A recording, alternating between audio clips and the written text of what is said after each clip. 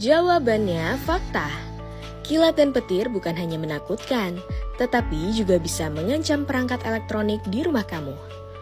Lonjakan tegangan yang terjadi akibat petir dapat menyebabkan kerusakan pada alat-alat elektronik. Bagaimana ini bisa terjadi? Ketika petir menyambar, energi listrik yang sangat besar dilepas dalam waktu singkat. Sambaran petir ini menyebabkan lonjakan tegangan bergerak melalui instalasi listrik menuju peralatan elektronik yang terhubung. Tegangan ini jauh melebihi kapasitas aman dan membuat kerusakan pada alat elektronik.